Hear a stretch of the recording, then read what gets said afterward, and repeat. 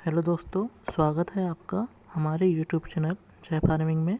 आज हम बात करने वाले हैं काली तुलसी की खेती से संबंधित कुछ महत्वपूर्ण जानकारियाँ। वीडियो को देखने से पहले यह बता दें कि इसे लाइक कर दें, शेयर कर दें तथा हमारे यूट्यूब चैनल को सब्सक्राइब जरूर कर दें। आज हम बात करने वाले हैं काली तुलसी की खेती से संबंधित कुछ महत्वपूर्ण जानकारियाँ। सबसे पहले हम तो यह बात कर लेते हैं तो ये तुलसी का वनस्पति नाम ओसीमम सेक्टम होता है, जो दो प्रकार की होती है।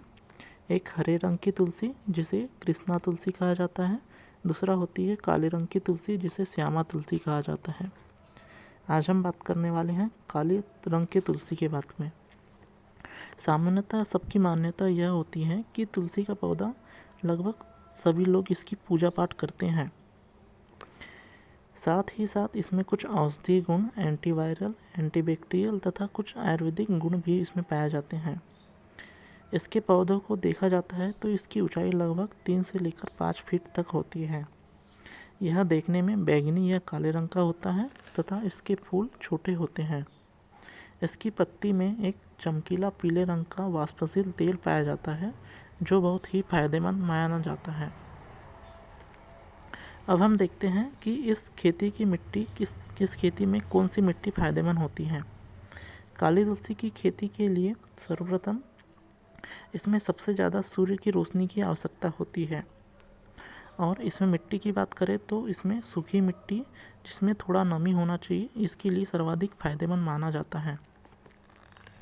इस मिट्टी में पानी का जमाव नहीं होना चाहिए तथा खेत की तैयारी करते समय इसमें नाली की व्यवस्था की जानी चाहिए जिसमें पानी का निकास हो सके। इसमें खेतों को अच्छे से जोता जाता है, फिर उसके बाद इसकी क्यारियाँ बनाई जाती हैं और इसे अच्छे तरीके से खाद मिलाकर तैयार किया जाता है। अब हम बात करते हैं कि इसके रोपण की तैयारी कैसे करते हैं। यदि काली तुलसी में अच्छा उत्पादन प्राप्त करना है तो आपको इसमें रोपण विधि को अपनाना पड़ता है। इसका रोपा करने के लिए सर्वप्रथम इसमें रेत, काली तुलसी का बीज तथा राख के साथ इसके रोपा करते हैं। इसमें इसका रोपा इसलिए किया जाता है क्योंकि यह बीज हल्की मात्रा के होते हैं। रोपा तैयार करने के बाद इसे थोड़ा बड़ा होने दिया जाता है। जब इसमें अंकुरित हो जाते हैं और इसमें थोड़ा पौधे निकलने लगते हैं तो इसका रोपण किया जाता है। इसमें रोपण को पौधे के बीच की दूरी को लगभग 30 से 40 सेंटीमीटर की दूरी पर लगाया जाता है। फिर इन्हें कतार में लगातार लगाया जाता है और फिर इन्हें 3 से 4 दिन के बाद इसमें पानी चलाया जाता है। रोपण विधि में सबसे ज़्यादा फायदा यह होता है कि इसमें बीज की कम मात्रा की आवश्यकता पड़ती है और साथ ही साथ इसमें सारे पौधों का उपयोग किया जाता है। अब हम बात करते हैं कि बुआई का समय कब आता है। तुलसी की बुआई का समय वर्ष में 2 बार आता है, एक सिंचाई वाले समय के लिए और दूसरा वर्षा पर आधारित समय। सिंचाई वाला समय लगभग अक्टूबर से नवंबर समय में किया जाता है और वर्षा पर आधारित इसका वर्षा के आगमन के समय में इसका बुआई किया जाता है। अब हम देखते हैं कि इसकी सिंचाई कब की जाती है। काली तुलसी की खेती को सिंचाई की आवश्यकता कम पड़ती है। इन्हें लगभग 3 से 4 बार सिंचाई किया जाता है, लेकिन यदि इसमें पानी को जमा होने नहीं दिया जाता, क्योंकि यदि इसमें पानी जमा हो जाता है तो काली की तुलसी का पौधा इसमें नमी के कारण यह सड़ जाता है, जिसके कारण इसमें उत्पादन पर प्रभाव पड़ता है। अब हम बात करते हैं कि काली तुलसी की कटाई कब करें।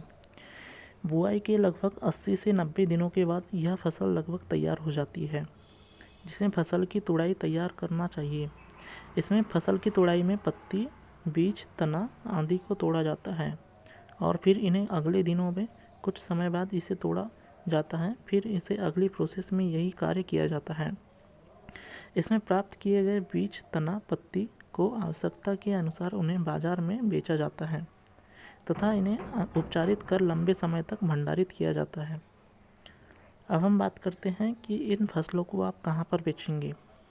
इस तुलसी से प्राप्त उत्पाद को आवश्यकता के अनुसार किसी कंपनी, दवा कंपनी, आयुर्वेदिक संस्था, औषधि के निर्माता को बेच सकते हैं।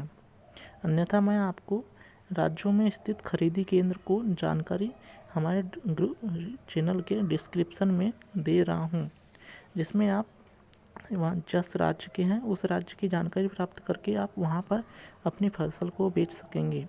धन्यवाद।